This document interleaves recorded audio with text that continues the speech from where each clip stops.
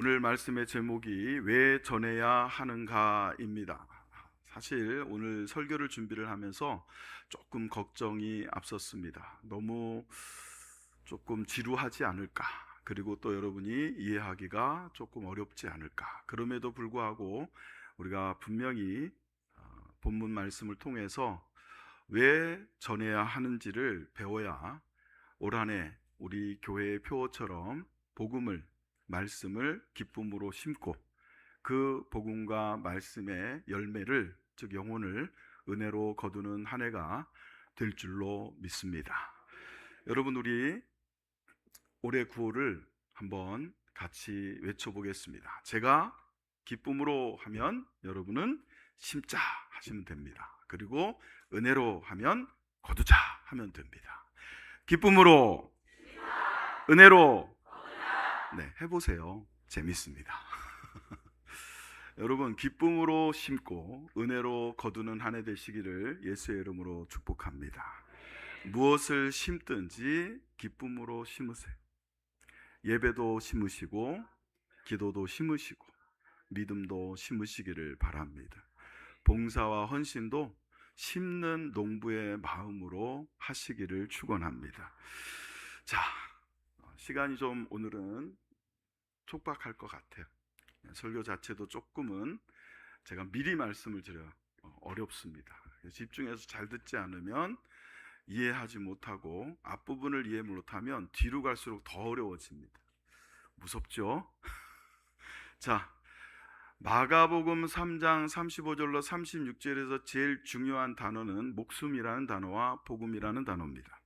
목숨은 바꾸어 말하면 생명이고, 성경에서 헬라어가 아니고 성경에서 생명과 목숨을 나타내는 단어는 한 세 가지가 있습니다. 먼저 그것을 살펴야 본문을 이해할 수 있기 때문에 그 생명에 해당하는 성경의 헬라어들을 살펴드립니다. 첫 번째로 비오스라는 단어가 바로 목숨, 생명이라는 뜻을 갖고 있는 단어입니다.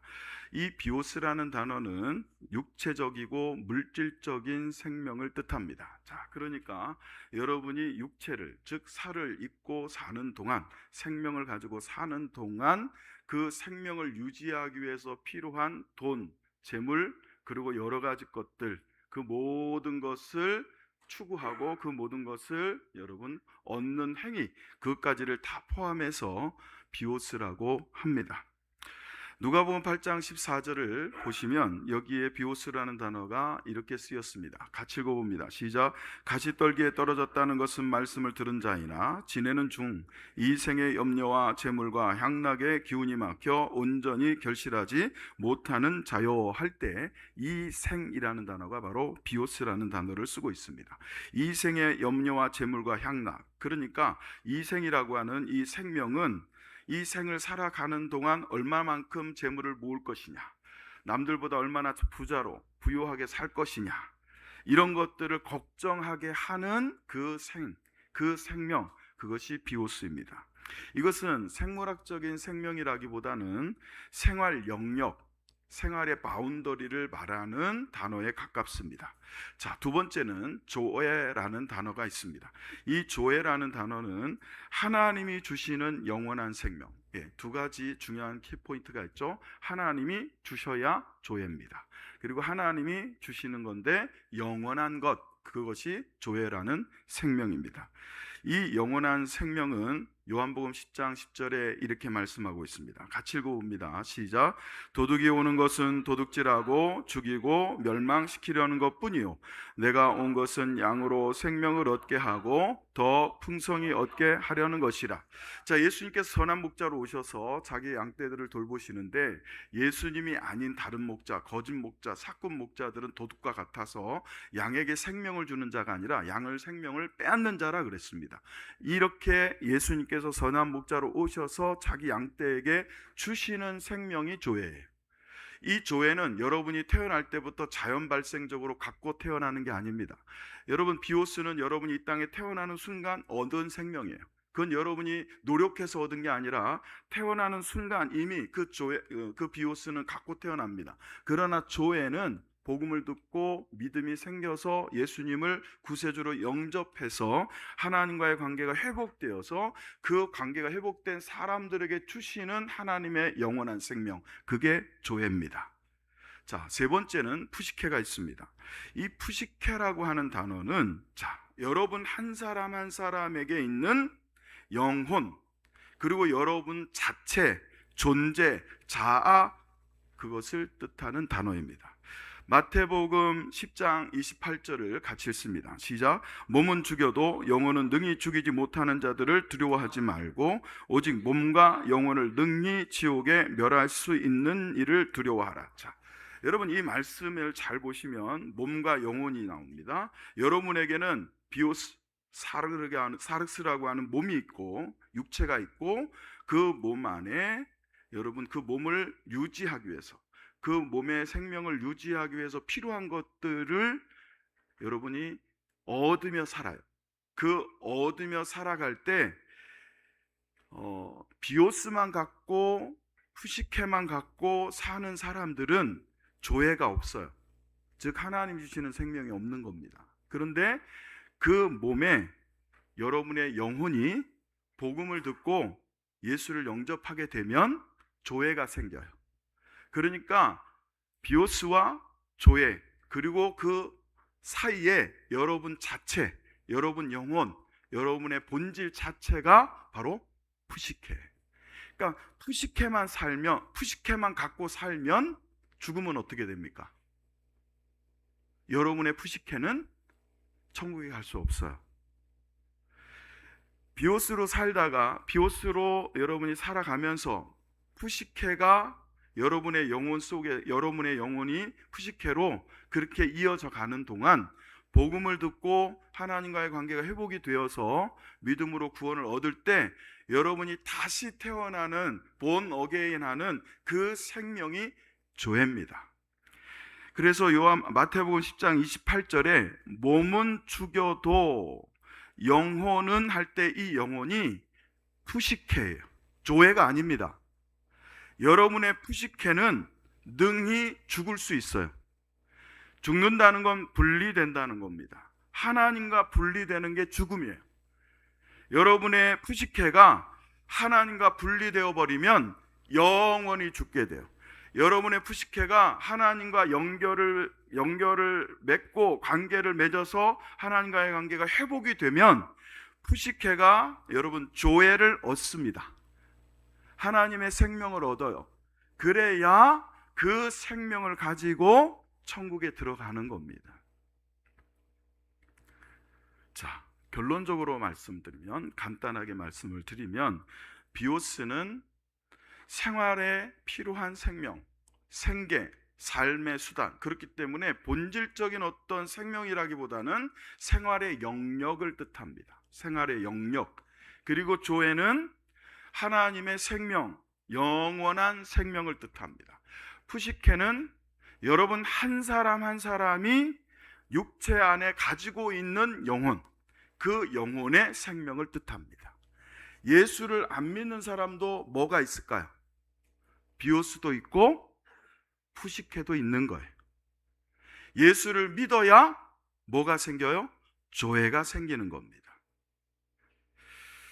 자, 따라서 본문을 이 원어의 의미를 그대로 직역해서 해석을 하면 이렇게 됩니다.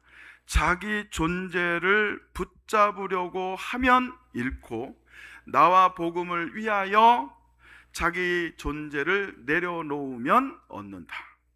자기 푸시케를 잃으면 붙잡으려 하면 잃고 자기 푸시케를 내려놓으면 얻는다. 우리 여준이의 푸시케가 있어요. 저의 푸시케가 있는 거예요. 그 푸시케가 저예요. 푸시케가 저예요. 몸이 내가 아니고. 이해가 되시죠? 할렐루야. 네. 벌써 피곤해지신 분들이 있어요. 힘들고. 여러분, 그러나 성령께서 깨닫게 하실 겁니다. 자, 자기 존재를 붙잡지 않고 내려놓아서 생명을 얻도록 해서 내 중심의 삶이 아니라, 자, 그러니까 우리가 성경적으로 의미적으로 신앙적으로 푸시케를 설명을 하면 나 중심의 삶을 추구하는 것, 그렇게 이해를 하시면 돼요. 나 중심의 삶을 추구하던 내가 예수님 중심의 삶으로 바뀌고 새롭게 변화되는 것을 이루려면 우리에게 뭐가 필요하냐?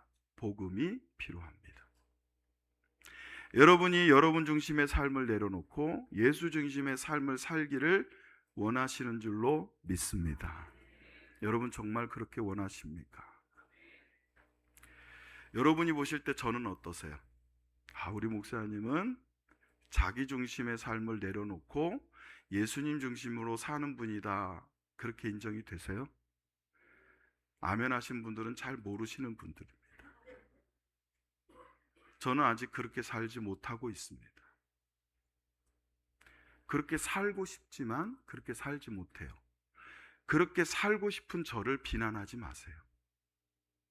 그렇게 살지 못하는 저를 비난하지 마세요. 왜?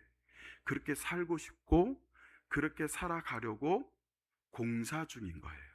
다듬어져 가고 있는 거예요. 여러분도 똑같아요. 여러분이 만약 나는 이미 예수 중심의 삶을 살고 있다고 한다면 두 가지 중에 하나입니다. 정말 그렇든지 아니면 교만하든지. 여러분, 우리가 정말 예수님 중심으로 살게 되면 삶에 어떤 변화가 일어날까요? 전하지 않고는 못 견딥니다. 누가 전하느냐? 예수님 중심으로 삶이 바뀐 사람이 전합니다.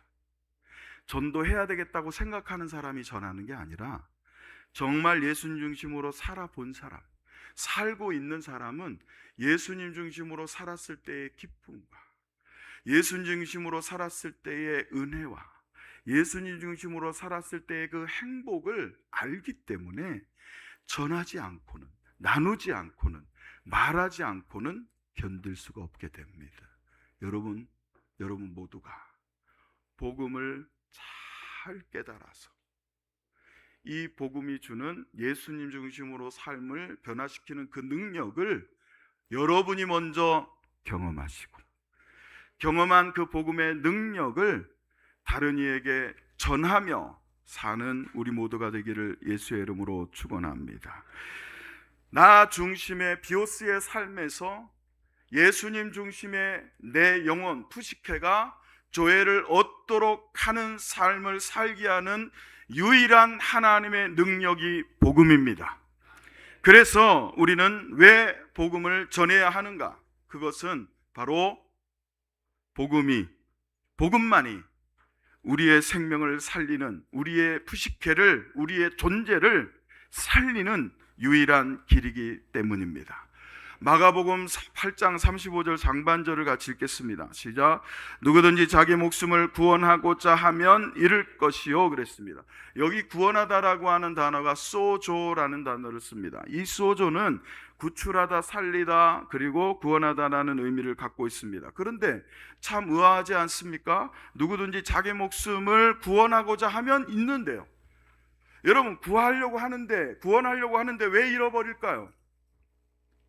세상 사람들은 자기의 생명을, 자기의 영혼을 구원하려고 생각조차도 안 해요.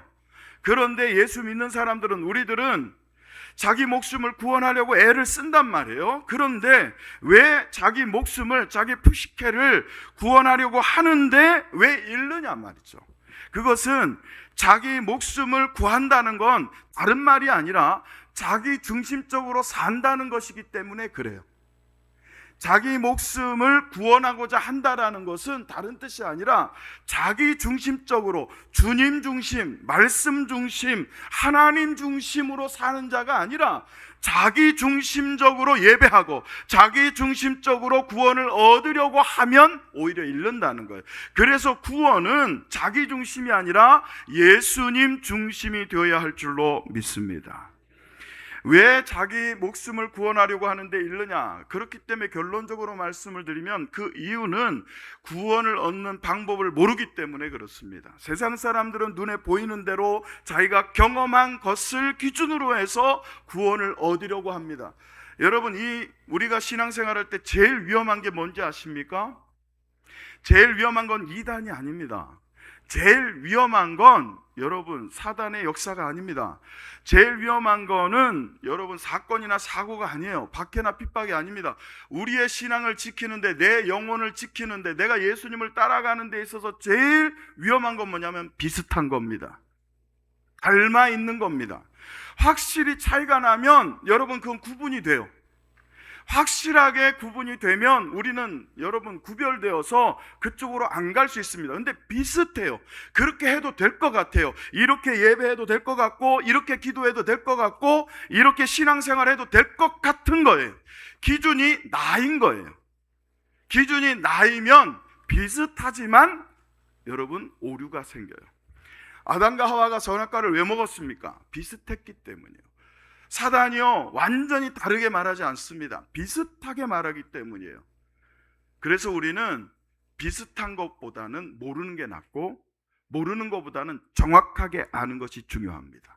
할렐루야. 정확하게 아시기를 예수의 이름으로 축원합니다. 그래서 모르는 건 모른다고 하고 아닌 것은 아니라 하고 겸손히 낮아져 배우시면 돼요. 여러분 모두는 배우고 있는 학생들이에요. 하나님 나라를 배우는 학생들이고 신앙생활을 배우는 학생들입니다. 교수가 아니에요. 학생들이에요. 그래서 가능성이 있는 겁니다. 배우면 되니까. 자, 여러분 우리는 눈으로 보이는 것을 따라갑니다. 눈으로 보이는 것을 일단 추구해요. 아니라고 하지만 우리는 그런 동물들입니다. 그러나 눈에 보이는 것은 실제와 완전히 다른 경우가 많습니다.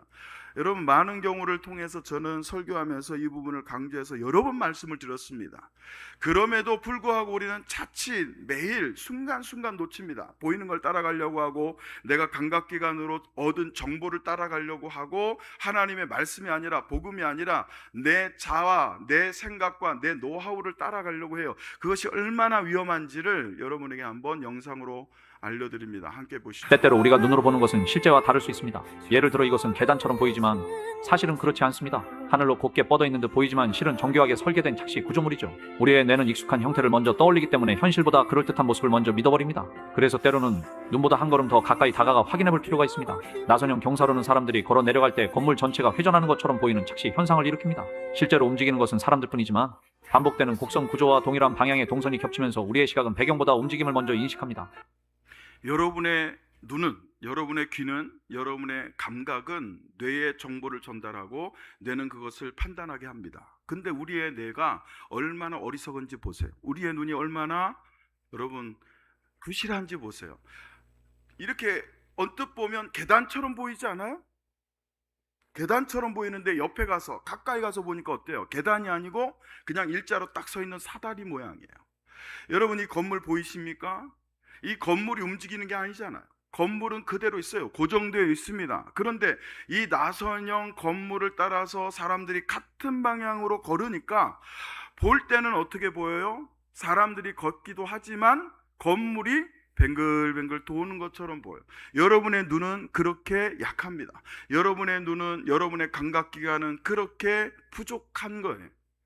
여러분의 눈을 의지하지 마세요. 여러분의 감각을 의지하지 마세요. 여러분의 경험을 의지하지 마세요. 여러분이 생명을 얻으려고 하면 복음으로 돌아가야 합니다.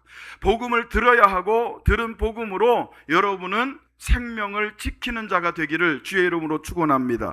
왜 구원을 얻으려고 하는데 잃습니까? 눈에 보이는 대로 구원을 쫓아가니까, 귀에 들리는 대로 구원을 쫓아가니까, 손에 만져지는 대로 구원을 쫓아가니까, 내 중심적으로 구원을 찾으니까 있는 거예요. 그래서 우리는 나를 내려놓고 푸시케를 내려놓고 하나님이 주시는 복음을 붙잡아야 합니다. 하나님의 말씀이 가리키는 바를 바라봐야 할 줄로 믿습니다.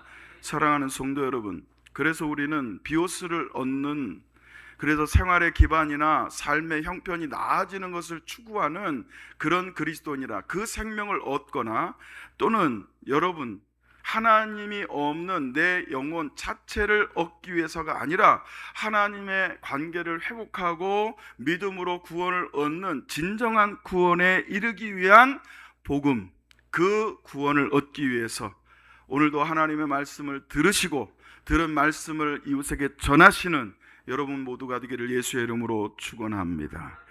왜 복음을 전해야 됩니까? 두 번째로는 복음만이 우리를 예수님을 위한 삶으로 부르기 때문에 그렇습니다. 여러분 우리가 아무리 예수님을 위한 삶을 살고 싶어도 복음이 아니면 그렇게 살 수 없다는 거예요. 저는 이게 참 감사하고 다행이라고 여겨집니다. 여러분 만약에 성경이 예수님께 이르는 길을 돌을 닦아야 한다라든지 어떤 고행과 수행을 해야 된다고 하면 여러분 얼마나 힘들겠어요. 우리가 신앙생활을 하면서 기도를 때로는 합니다. 지금이 사순절 기간이라고 그래서 전국에 있는 모든 교회들이 사순절 기도를 합니다. 40일씩 저도 전체 목회 초기에는 40일 새벽 기도에 그렇게 하기도 했고 20일 일주일 이렇게 기도를 합니다. 여러분 그런 모든 행위를 통해서 그런 어떤 신앙적 활동을 통해서 우리의 영혼, 우리의 푸시케를 얻고 구원하는 것이라 그러면 여러분 정말 열심히 노력하셔야 돼요. 그런데 여러분 복음은 그게 아니에요. 복음이라는 것은 하나님의 은혜로 주어진 선물을 믿음으로 받아들이는 자는 누구든지 구원을 얻으리라. 할렐루야. 그래서 그게 복된 소식인 거예요. 마가복음 8장 36절 하반절을 같이 읽습니다. 시작. 누구든지 나와 복음을 위하여 자기 목숨을 잃으면 구원하리. 여러분 이 말씀을 여러분이 오늘 말씀에서 좀 이해하기 쉽게 생각을 하려면 이렇게 바꾸면 됩니다. 누구든지 나와 복음을 위하여 자기 중심적인 삶을 버리면 구원을 얻으리라. 목숨이라고 해놓으니까 이게 비오스인지 푸시케인지 조에인지 그리고 비오스는 뭐고 푸시케는 뭔지 조에는 뭔지를 자꾸 생각해서 대입을 하려고 하니까 어려운 거예요. 그러니까 쉽게 여러분 이해하기 쉽게 생활적으로 신앙적으로 적용을 해서 의미적으로 해석을 하자면 누구든지 나와 복음을 위하여 자기 중심적인 삶을 포기하면 구원 얻으리라. 할렐루야. 여러분 근데 우리가 자기 중심적인 삶을 포기하고 예수님 중심적으로 살기 위해서 반드시 필요한 게 뭐냐? 반드시 여러분 붙잡아야 될 게 뭐냐? 그게 바로 복음이라는 겁니다. 그래서 본문에서는 이렇게 말씀합니다. 나와 복음을 위하여. 나는 말씀을 주고 계신 예수님입니다. 예수님과 복음을 위하여. 위하여라는 단어는 헬라어 헤네켄이에요. 헤네켄은 이유를 뜻하는 조사입니다. 때문에라는 거예요. 나 때문에, 예수님 때문에, 복음 때문에 자기 중심적인 자기의 이익과 자기의 생명까지도 내려놓은 자, 잃는 자는 구원을 얻을 것이다. 여러분 그러니까요. 자 여러분 여기까지 오면 어떠세요? 야 이게 신앙생활이 결코 가볍지 않구나. 누구든지 예수 그리스도의 이름을 부르는 자는 마음으로 믿어 구원에 이르고 입으로 시인하여 마음으로 믿어 의에 이르고 입으로 시인하여 구원에 이르느니라. 여러분 그냥 마음으로 예수님 믿습니다 하고 입으로 예수님 나의 구주십니다 하고 시인하면 구원, 이렇게 성경은 말하는 것처럼 보여요. 여러분 그 짧은 한 구절 속에 있는 그 의미는요 여기에 이런 모든 것이 깔려 있는 거예요. 나의 중심의 삶을 포기하는 것이 진짜 마음으로 믿는 것이다. 나 중심의 삶을 내려놓는 것이 진짜 입으로 시인하는 거다. 마음으로 믿는다니까 마음으로 그냥 인정하고 받아들이는 것, 입으로 시인한다니까 그냥 입으로 말하는 것, 떠드는 것이 구원에 이르는 길처럼 여겨지지만 그 마음으로 믿는다는 게 뭐냐? 나를 내려놓고 예수님 중심으로 사는 것.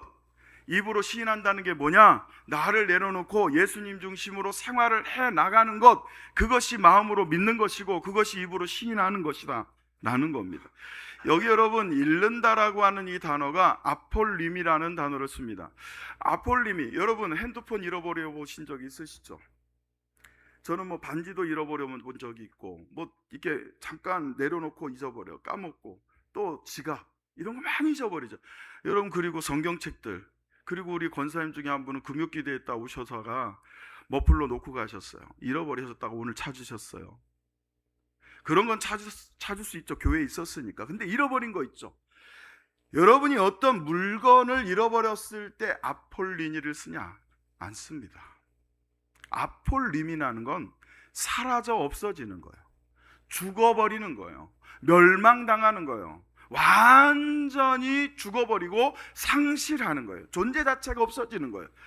자, 아폴리미의 이 의미를 잘 생각하시면서 마가복음 8장 35절 하반절을 다시 읽어보세요. 시작. 누구든지 나와 복음을 위하여 자기 목숨을 잃으면 구원하리라. 자, 이 말씀을 다시 푸시케와 아폴리미를 설명드린 것을 기준으로 해서 의미적으로 번역을 해드리면 이렇게 됩니다. 누구든지 나와 복음을 위하여 자기 중심적인 삶을 상실시키거나 스스로 멸망시키거나 스스로 죽음에 이르기까지 포기하면 구원을 얻으리라. 그러니까 구원은요, 나를 온전히 아폴림이 해야 얻는 거예요. 나를 완전히 뒤로 내려놓아야, 내 앞에 예수님만 계셔야, 복음만 있어야 얻는 겁니다. 우리나라에서 제일 중요한 일을 하시는 분들 중에 제일 대우가 제대로 되지 않는 직군 중에 하나가 소방관들이십니다. 그렇지 않습니까? 오죽했으면 불 속에 뛰어들어야 되는 그 위험한 일을 하시면서도 제대로 된 장비 하나 갖추지 못하고, 그리고 불을 끌어 나가서 제대로 된 식사도 하지 못한 채 길바닥에 앉아서 김밥을 먹거나 또는 여러분 컵라면을 먹는 국회의원들은 비서들 시켜가지고 도시락 몇만 원짜리, 뭐 10만 원 단위짜리 시켜다 앉아서 먹으면서 그러는데, 소방관들은 그런 대접을, 그런 복지를 누리지 못하는, 가장 좀 어떻게 보면 비합리적인 대우를 받고 있는 직군이 소방관이에요. 여러분, 불이 났을 때 보면요, 소방관들이 참 고맙습니다. 우리 힘으로 안 꺼져요. 여러분, 불 나면 끌 수 있을 것 같죠? 집에 여러분 그 소화기들 하나씩 혹시 있으세요? 없는 분들은 오늘 꼭 소화기라도 하나 사다 놓으세요. 언제 어떻게 될지 모르는 거예요. 저는 실제로 불을 내봤습니다. 불이 난 게 경험한 게 아니라 불을 냈어요, 제가. 청년 때, 그러니까 한 20대 초반의 청년 때 교회 목사 사모님이 만석 형제 이 옷가지들 좀 태워주세요 그러더라고. 그때는 그게 가능했어요. 태우기도 하고 버리기도 하고, 종량대도 없고 뭐 그냥 근처에서 웬만한 건 집에서도 태워서 버리고 그랬거든. 3층 그 상가 건물 3층에 교회가 있었는데요. 그 상가 건물 3층 1층에 가스통 그 하는 걸, 그 LPG 가스 집이 있었고, 그 옆에 담장으로 쳐져 있는 공터가 있었습니다.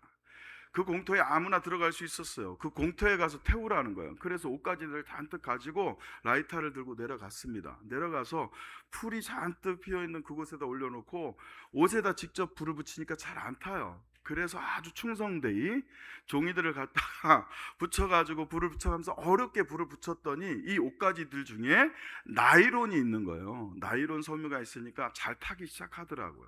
여러분, 나이론 섬유의 특징을 아십니까? 불 붙으면 잘 안 꺼집니다. 그리고 녹아서 굳어지면서 검은 게 막 떨어져요.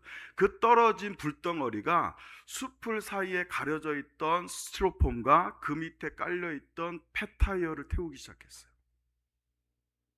아무도 안 놀라시는데 아무튼 불 한번 놔보세요. 여러분, 그때 되니까 저 굉장히 임기응변도 강하고 침착한 사람이거든요. 여러분, 침착이 어디 있습니까? 일단은 불이야도 안 나와요. 불이야는 옆에 있는 사람이 해줬어. 저는 불이야도 못했어요. 일단은 물부터 갖고 와야 됐다는 생각을 하고 1층에부터 3층까지 올라갔어요. 개척교회 그 본당 바로 앞에 조그만 화장실이 있었어요. 그 화장실에 바게스가 있었어요. 그 바게스에다 물, 요만한 바게스에 돼요. 제가 기억으로는 아마 바가지였던 것 같아요. 요만한 빨간 바가지 아시죠? 그 바가지에다 물 담아가지고 3층부터 1층까지 뛰어 내려오는 거 다 버리고 밥만 남은 거를 갖다 불다. 사람이 불이 나고 정신이 없으니까 말이죠. 당황하게 돼요. 그냥 사람들이 아무리 해도 안 꺼져요. 그때 가스집 아저씨가 바퀴 달린 소화기를 딱 갖고 오시더니 비키세요 쫙 하니까 꺼지더라. 제가 다른 교회에서 부흥회할 때 이 설교했더니 그 교회 성도들은 박수 쳐주더라. 치지 마세요. 여러분 불나보세요. 정신없습니다. 그 꺼주시는 분들 정말 고마운 거예요. 자, 여러분, 두 소방관이 이 불이 번지게 되면 뒤에 10톤짜리 가스 탱크가 있습니다. 잘못하면 터지고 수많은 인명피해가 날 그 상황에서 두 소방관이 목숨을 걸고 불 속으로 뛰어들었습니다. 어떻게 됐는지 한번 보시죠. Let's go, let's go, let's go, let's go, let's go, let's go, let's go, let's go, let's go, let's go, let's go, let's go, let's go.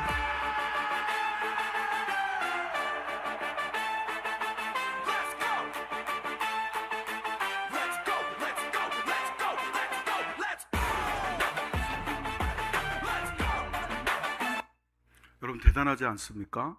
예, 수막을 딱 형성을 해서 불이 더 뒤로 넘어가지 않도록 막은 거예요. 대단히 잘한 일이고 두 사람도 살았어요. 그리고 번지지 않았어요. 가스탱크 터지지 않았어요. 잘된 일입니다. 근데 이 화재가 났을 때 이 소방관들이 저 안으로 투입이 되고 뛰어 들어갈 때 여러분 나도 살고 불도 꺼트리면 좋겠지만 그거 생각하고 들어갑니까? 그냥 들어가는 거예요. 자기 목숨이 잃을 수도 있다. 내가 여기서 죽을 수도 있다. 아마 그 생각도 안 했을 거예요. 그냥 뛰어드는 거예요. 그게 뭐예요? 그게 아폴림이에요. 핸드폰 잃어버리는 게 아니라 자기 목숨을 잃어버리는 거예요. 그렇게 자기 목숨을 잃어버릴 정도의 각오를 가지고 하나님 앞에 자기중심적인 삶을 내려놓을 때 불은 꺼집니다. 죄악의 불길이 꺼지고 여러분 지옥의 불길이 꺼지고 심판의 불길이 꺼지고 그 영혼을 예수님 중심의 삶으로 이끄는 것을 믿으시기를 축원합니다. 그래서 여러분 전도는요 단순히 티슈 한 장 주는 게 아니고 단순히 예수 믿으라고 말하는 게 아니고 전도라는 것은 먼저 여러분이 복음으로 말미암아 예수님 중심의 삶을 살기 위해서 여러분 자신의 생명 푸시케를 아폴림이 내려놓고 상실시키고 멸망시키고 완전히 뒤로 할 때 할렐루야. 그래서 여러분이 먼저 그렇게 목숨을 자기 중심의 삶을 포기했을 때 하나님이 주시는 구원을 얻고 그 구원의 감격을 경험했을 때 이렇게 해야 진짜 내 영혼을 구원한다라는 확신을 갖게 되고 그렇게 갖게 될 때야말로 진짜 복음을 말하게 되고 전하게 되는 줄로 믿습니다. 사랑하는 성도 여러분, 우리는 세상의 죄악의 불길을 꺼야 하는 복음의 소방수들입니다. 소방관들이 제대로 대우도 못 받고 연봉도 적고 밥도 제대로 못 먹고 매일매일 거의 잠도 못 자고 조금 쉬려면 배를 울려서 출동해야 되는 그런 여러분 힘들고 어려운 직업인 것처럼 여러분은 세상의 죄악의 불길을 꺼야 할 책임이 있는 복음의 소방수들이라는 것 기억하시기를 예수의 이름으로 축원합니다. 18세기의 영국의 설교자였던 존 웨슬리 목사님은 복음을 전하기 위해서 평생 잘 들어보십시오. 40만 킬로미터를 여러분 걸었다고 그럽니다. 40만 킬로미터. 여러분에게 퀴즈 하나를 냅니다. 우리 학생들, 특별히 젊은 학생들 맞춰보세요. 지구의 지름이 얼마일까요? 지구의 둘레 아시는 분? 몰라도 지옥 안 갑니다. 알아도 천국 가는 거 아닙니다. 그래서 여러분 관심 없으시죠? 여러분은 오직 복음. 할렐루야. 여러분 4만 킬로미터, 4만 킬로미터, 적도를 중심으로 4만 78킬로미터입니다. 900킬로미터, 시속 900킬로미터 비행기로 44시간을 날아야 한 바퀴를 돌아요. 요한 웨슬레 목사님이 복음을 전하기 위해서 죄악의 불을 복음으로 끄기 위해서 걸은 여러분 거리가 40만 킬로미터예요. 지구가 4만 킬로미터니까 지구를 10바퀴를 돌 거리를 복음을 들고 죄악의 불길을 끌어다니셨단 말이죠. 그때 한 사람이 물었습니다. 목사님은 왜 그렇게까지 복음을 전합니까? 그때 웨슬리 목사님은 이렇게 대답했다고 합니다. 나는 불 속에 빠져 죽어가는 사람들을 보았습니다. 그의 영혼이 지옥의 불길 속으로 끌려가는 것을 보았습니다. 그 불길 속으로 끌려가는 영혼을 보았기 때문에 쉴 수 없었습니다. 멈출 수 없었습니다. 가만히 있을 수 없었습니다. 사랑하는 성도 여러분, 지금은 끌려가고 있는 거예요. 그러나 이 세상이 끝나는 날 주님이 다시 오셔서 최후의 심판이 이르거나 여러분 개인이 각자가 각자의 최후를 맞이하게 되면 더 이상 기회는 없습니다. 여러분 가족이 더 이상 기회는 없게 되는 거예요. 그렇기 때문에 주님이 다시 오시기 전에 그 사람이 이 세상에 여러분 비오스의 생명을 마치게 될 때, 육체적인 삶을 마치게 되기 전에 푸시케가 있을 때 그 푸시케가 조회를 얻도록 하기 위해서 불을 끄는 소방수의 심정으로 복음을 전하는 여러분 되시기를 주의 이름으로 축원합니다. 왜 전해야 합니까? 세 번째로 복음만이 세상의 모든 것보다 영혼이 귀하다는 것을 알게 하기 때문에 그렇습니다. 마가복음 8장 36절에 있습니다. 시작. 사람이 만일 온 천하를 얻고도 자기 목숨을 잃으면 무엇이 유익하리요? 여러분 이 말씀은 2000년 전에 쓰여졌습니다. 마가라는 제자에 의해서 쓰여진 마가복음 2000년 전이에요. 짧게 잡아도 2000년입니다. 근데 2000년 전에도 그 당시 사람들이 온 천하를 얻기 위해서 살았다는 것을 전제하지 않습니까? 사람이 만일 온 천하를 얻고도라고 말씀하는 이유는 뭡니까? 예수님 당시에도 사람들을 보니까 그들이 자신의 생명, 자신의 영혼을 구원하는 데 관심 있는 게 아니라 천하에, 세상에 관심이 있더라는 거예요. 여기 천하라는 단어가 코스모스예요. 코스모스라는 단어가 우주, 세상을 뜻합니다. 세상에 있는 것을 얻기 위해서 자기 목숨을 건다는 거예요. 그래서 예수님 당시 사람들은 권력과 재물과 명예와 성공에 목을 맸어요.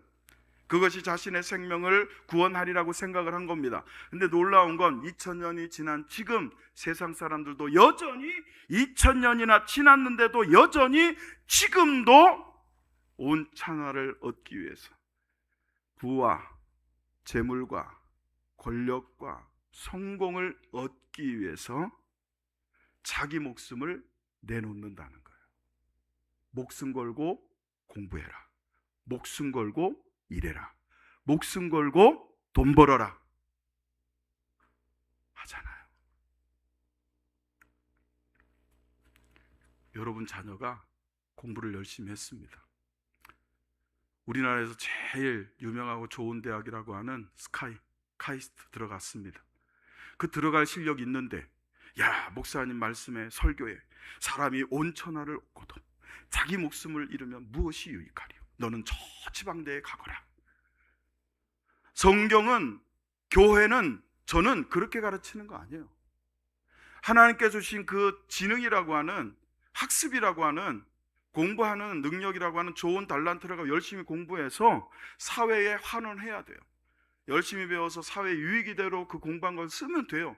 그러지 말라는 게 아니에요.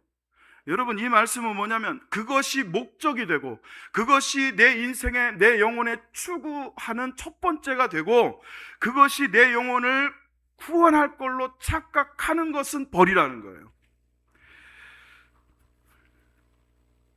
더 놀라운 게 뭔지 아십니까? 2000년 전에도 재물을, 성공을, 권력을, 부를 추구했었고 지금도 여전히 그걸 추구하는데 더 놀라운 건 우리가 그러고 있다는 거예요. 예수님을 믿는 여러분이. 여러분 실망하시죠? 어떤 목사님들이 이랬다더라, 어떤 목사가 저랬다더라. 실망하죠? 실망 안 하세요? 여러분은 저를 어떻게 보십니까? 제가 예수님을 따라가는 참 제자 같습니까? 저는 돈과 부귀와 영화 그리고 권세와 그리고 명성을 다 포기한 사람처럼 보입니까? 아니죠. 잘 보셨습니다. 저도 부를 쫓습니다. 재물을 쫓고 돈을 쫓고 명예를 쫓고 누가 조금만 위해주면 기분이 좋습니다. 그런 걸 보면 저도 여전히 거기서 온전히 벗어나지 못했어요. 여러분은 어떻습니까? 오늘날 한국교회 제일 큰 문제 중에 하나가 뭐냐면 10년, 20년, 30년 전보다 신앙생활은 요만큼만 하면서 자기가 최고인 줄 아는 거예요. 제가 얼마 전에도 한 은퇴하신 목사님의 사모님과 대할 일이 있었습니다. 그분은 5년을 하나님께 작정하고 기도했대요. 삼각산에 들어가서. 그 5년 동안 하나님께 작정을 한 거예요. 내가 5년 동안 하나님께만 기도하겠다고. 참 대단하죠. 어떻게 그렇게 사셨는지 모르겠어요. 5년 동안. 그것도 여러분 나이 들어서가 아니에요. 처녀 때 그랬다는 거예요. 젊었을 때 삼각산에 들어갔대요. 그 유명한 삼각산. 그 삼각산에 들어가서 그때는 자기는 비닐 깔고 비닐 덮는 것도 몰랐대요. 비가 오면 그대로 맞았대요. 눈이 오면 그대로 맞았대요. 하루는 너무 배가 고파서 꼬르륵꼬르륵 하고 있는데 목사님 너 그러다 죽는다 하고 김밥을 사다 주시더래요. 그렇게 기도했던 그분들은 어떻게 자기의 신앙을 여기느냐? 나는 부족합니다. 나는 연약합니다. 나는 아직 배워야 할 게 많고 나는 아직도 성장해야 될 사람입니다. 이래요. 근데 우리는 안 하던 기도 조금만 하면, 안 하던 섬김 조금만 하면, 여러분 조금이라고 해서 죄송해요. 여러분은 최선을 다하는 거라고 여기겠지만 성경을 보세요. 나를 위하여, 복음을 위하여 아버지와 가족과 전토와 집과 직업과 모든 것을 잃어버린 자는 하나님 나라에서 큰 것을 얻을 것이라 말해요. 그거는 그때 예수를 믿는 믿음 때문에 집을 잃은 자가 있었다는 뜻입니다.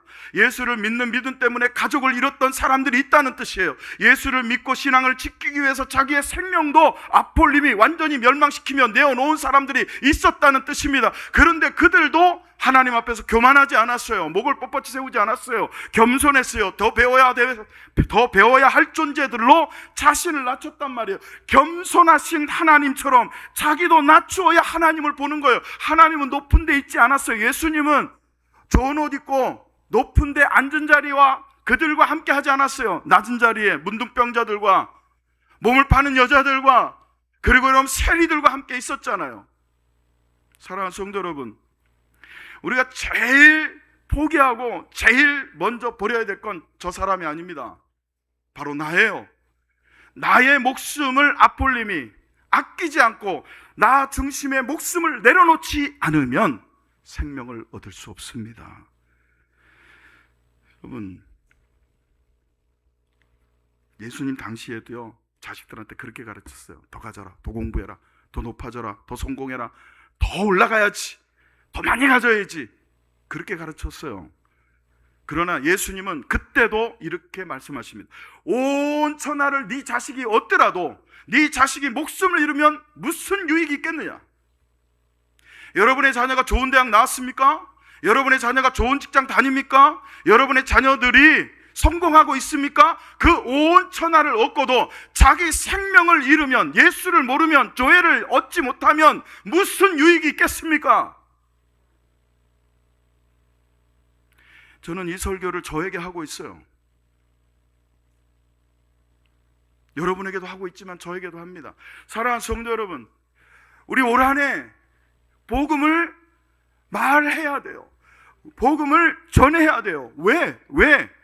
오직 복음 안에서만 사람들은 온 천하보다, 부귀보다, 영화보다, 성공보다, 좋은 대학보다, 좋은 직장보다, 높은 연봉보다 그 영혼이 귀하다는 걸 가르쳐요. 학교에서 안 가르쳐요. 나가도 되나 모르겠다. 효명고등학교에서 이거 안 저기는 가르칠지도 모르겠다. 천주교 재단이니까. 폐강고등학교 가르칠지도 모르겠고 미션 스쿨이니까. 사방에 있는 은혜고등학교 가르칠 것 같아요. 여러분, 안 가르쳐요. 안 가르칩니다. 그거 가르치면 요즘은 차별이에요. 종교 얘기하면 차별입니다. 안 가르쳐요. 오직 복음을 말하는 교회에서만 여러분 자녀에게 온 천하보다, 좋은 대학보다, 좋은 직장보다, 높은 연봉보다, 부귀와 명성과 명예보다 너의 생명이, 너의 영혼이 귀하다라는 것을 가르칩니다. 그러니 교회는 죽어라고 보내야 돼요. 머리끄댕이를 잡아 끌어서라도 앉혀놔야 돼요.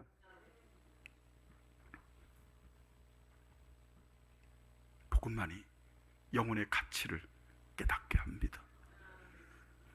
복음은 우리를 깨닫게 합니다. 너의 영혼이, 당신의 영혼이 온 천하보다 귀합니다. 오늘은 좀 퀴즈를 많이 내는데 지가 내고 지가 대답을 해서 여러분이 대답할 기회가 없으셔서 죄송한데, 오늘 뭐 어차피 상품권이 80만 원어치가 있으니까 하나 쓰겠습니다. 보니까 뭐 그 정도는 써도 될 것 같아요. 숫자가 그렇게 많지 않아서. 자, 맞추시면 끝나고 오십시오. 드립니다. 펭귄은 북극에 살까요? 남극에 살까요? 남극이라고 하신 분. 땡. 북극이라고 하신 분. 땡. 남극입니다. 그 남극의 신사라고 그러잖아요. 이따 오세요. 여러분, 펭귄이요, 골짜기에 갇혔어요. 빙하로 이루어진 골짜기에 갇혔어요. 못 올라옵니다. 자, 퀴즈. 왜 못 올라올까요? 네? 다리가 짧아서라고 하신 분 끝나고 저 좀 보세요. 맞습니다. 다리가 짧아서 못 올라와요. 때로 죽임을 당할 뻔한 펭귄들이 있습니다. 한번 보시죠.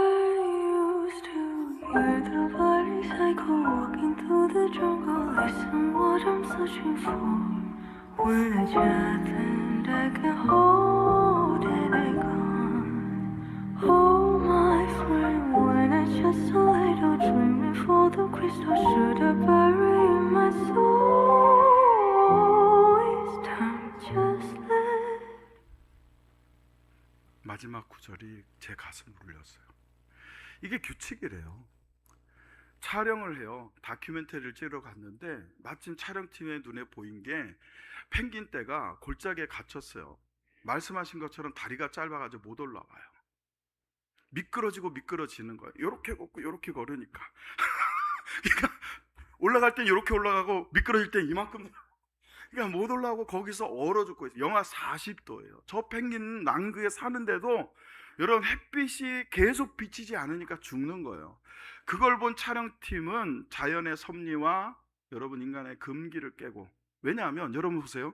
사자가 어린 양을 잡아먹으려는 걸 여러분이 봤어요. 여러분에게 총이 있어요. 구해줍니까? 안 구해줍니까? 아마 여러분 구해주고 싶을 거예요. 근데 그러면 안 된다는 거예요. 왜냐하면 사자는 그걸 잡아먹어야 사니까. 그게 이제 자연의 섭리. 그래서 인간은 개입하지 않는다. 이 팀도 그랬다는 거예요. 촬영팀의 암묵적인 규칙이에요.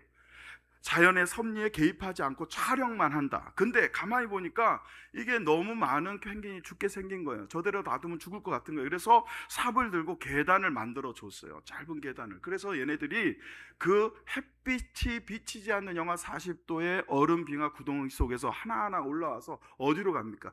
빛으로.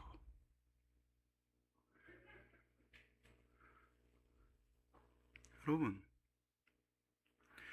인간의 규칙보다 생명이 중요하다. 성부 하나님이 왜 예수님을 보냈겠어요? 여러분, 유대인들에게 규칙은요, 신은 인간이 될 수 없다예요. 그래서 유대인들은 지금도 예수님을 인정하지 않아요. 선지자로는 인정해도 참 하나님이시오 그리스도라는 걸 인정 안 합니다. 그래서 예수님을 못 믿는 거예요. 여러분, 그 유대인들의 금기, 규칙을 하나님은 하나님 스스로가 깨뜨리셨어요. 신이 인간이 되게 하셨어요. 참 하나님, 성자 하나님이신 예수님이 인간의 몸으로 오게 하셨습니다. 왜? 여러분을 구원하는 게 더, 여러분의 생명이 더, 그것보다 그 규칙과 그 율법과 그 하나님의 섭리보다도 여러분의 영혼이 더 중요했기 때문이에요.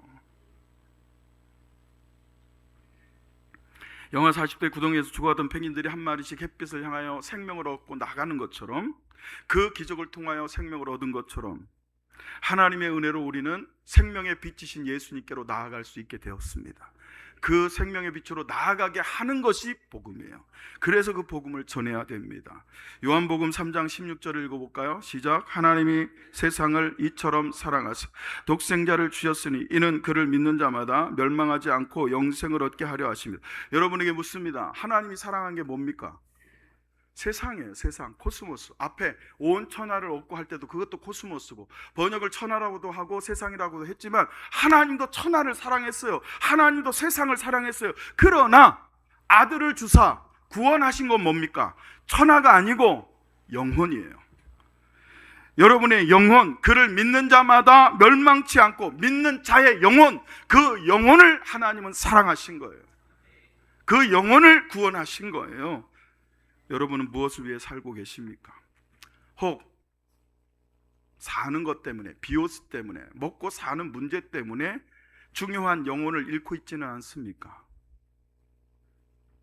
성공 때문에 믿음을 포기하고 있지는 않으십니까? 세상 때문에 하나님을 멀리하고 있지는 않으십니까?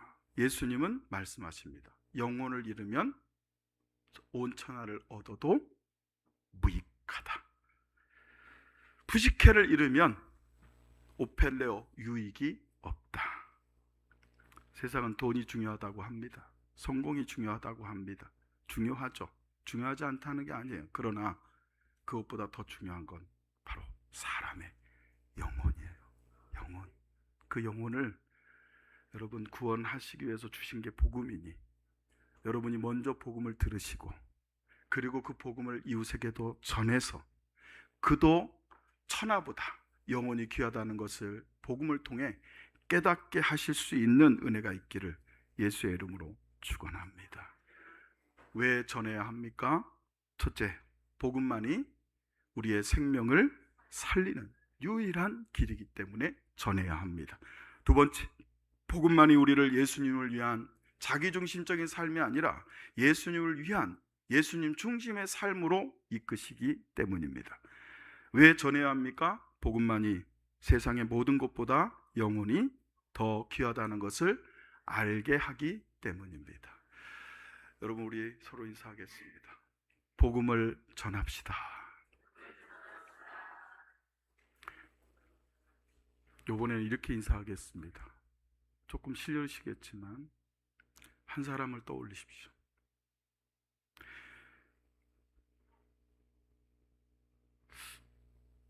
대개의 남편들이, 가장들이 부인한테 이런 말을 들으면 빵점인 사람입니다.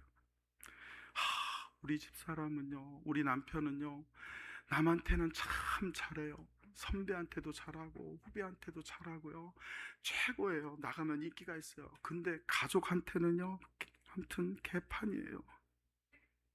엉망인 사람이에요. 자기 가족에게 제일 잘해야 돼요. 한 사람 떠올리라고 그러니까 옆집 아줌마, 옆집 딸, 누구 이러는 분도 있죠. 우리 교회가요, 가정수가 76가정이에요. 76가정. 성도수는 지금 이거고 4인 1가족만 잡아도 300명이 넘어야 돼요.